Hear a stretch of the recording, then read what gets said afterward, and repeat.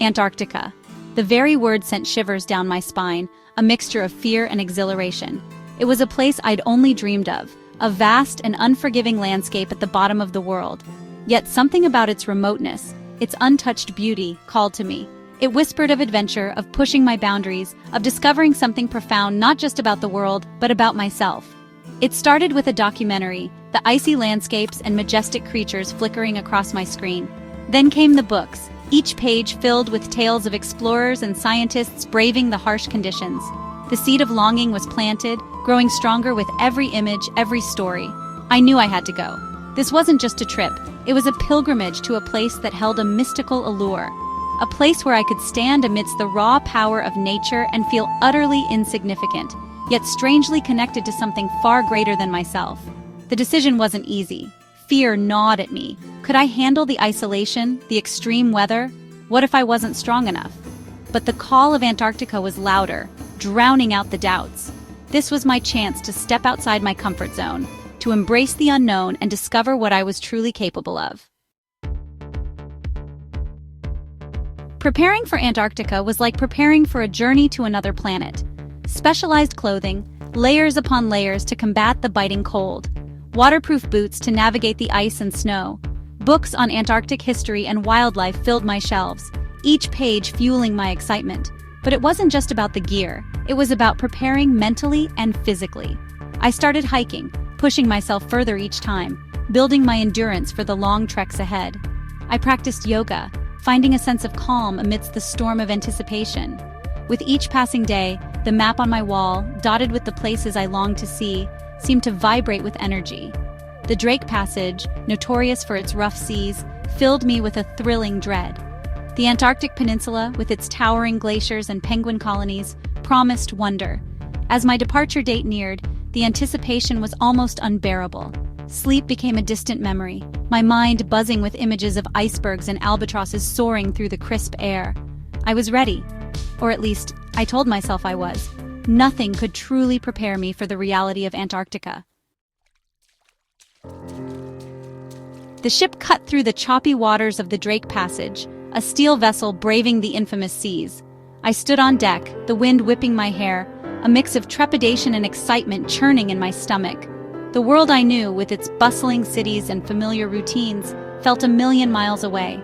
Days blurred into a mesmerizing cycle of ocean and sky.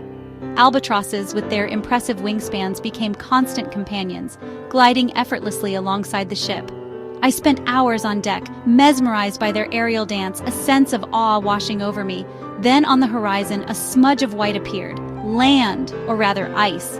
The anticipation on board was palpable. As we drew closer, the white smudge transformed into a breathtaking panorama of towering glaciers, their icy peaks shimmering under the endless sunlight. The air grew noticeably colder, crisper. The smell of salt was replaced by a pristine, almost sterile scent. This was it, Antarctica. A place unlike any other, a place that existed on its own terms, indifferent to human presence. Stepping off the Zodiac and onto the Antarctic continent was like entering another world. The silence was deafening, broken only by the crunch of my boots on the snow. The air was so pure, so crisp, it felt like it could cleanse my very soul. We were dwarfed by the sheer scale of it all. Towering glaciers rose from the water, their icy faces sculpted by wind and time. Mountains capped with snow pierced the sky. The vastness of it all was both exhilarating and humbling. Our first encounter with wildlife was unforgettable. A colony of Gentoo penguins waddled near the shore, their comical gait both endearing and impressive. They seemed unfazed by our presence, going about their penguin business with an air of importance that made me smile. As we explored, I felt a profound sense of privilege.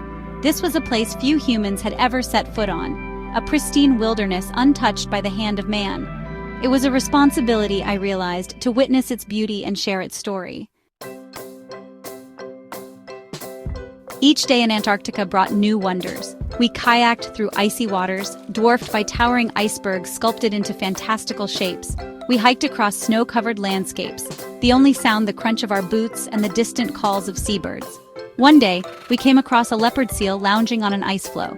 Its sleek body and intelligent eyes held a predatory grace that sent shivers down my spine. It was a stark reminder that we were visitors in a world where nature reigned supreme. Another day, we witnessed a breathtaking display of the aurora australis. Shimmering curtains of green and pink danced across the night sky, illuminating the ice and snow with an ethereal glow. It was a magical experience, a reminder of the raw power and beauty of the natural world. Section 6. Encounters with Antarctic wildlife. Antarctica was a wildlife lover's paradise.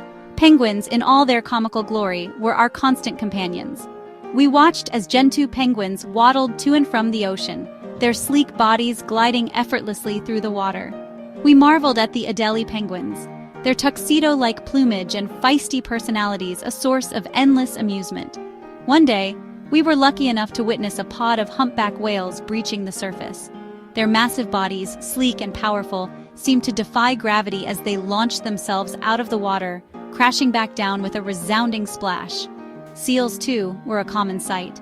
We watched as crab-eater seals lounged on ice floes, their spotted coats blending seamlessly with their surroundings. We observed fur seals, their playful antics a reminder that even in this harsh environment, life found a way to thrive.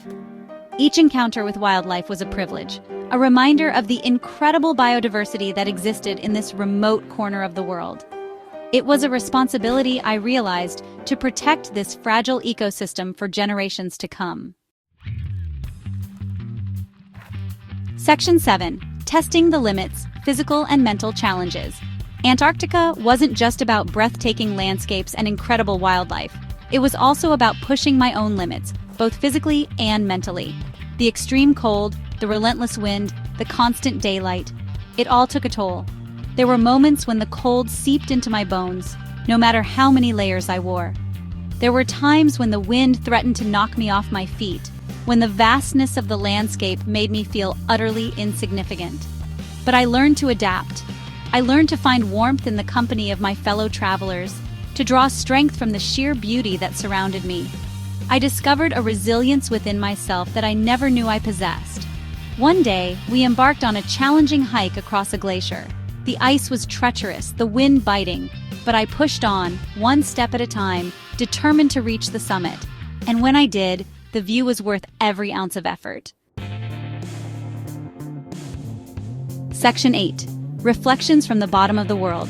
As our ship set sail away from Antarctica, I stood on deck watching as the continent that had captivated me for weeks slowly disappeared below the horizon. A wave of sadness washed over me, a longing to stay in that pristine wilderness. But I knew I was leaving a changed person. Antarctica had stripped away all pretense, all the noise and distractions of everyday life. It had forced me to confront my fears, to push my limits, to appreciate the simple things. I had witnessed the raw power and beauty of nature, the fragility of life in its most extreme form. I had felt a sense of connection to something far greater than myself, a sense of awe and wonder that words could barely express. Antarctica had shown me the importance of protecting our planet, of living in harmony with nature. It had ignited a passion within me to share its story, to inspire others to appreciate its beauty and fight for its preservation. Section 9. Antarctica forever changed me. Returning home after my Antarctic adventure was a surreal experience. The world seemed louder, faster, more crowded than I remembered.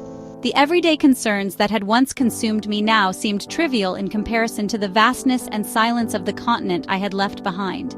But Antarctica wasn't just a memory. It was a part of me now, woven into the fabric of my being. The lessons I had learned, the resilience I had discovered, the awe and wonder I had felt, it stayed with me.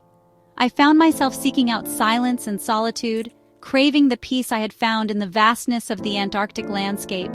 I became more aware of my impact on the environment, more committed to living sustainably. Antarctica had opened my eyes to the beauty and fragility of our planet, and I was determined to do my part to protect it. I shared my stories and photographs, hoping to inspire others to appreciate the wonders of the natural world.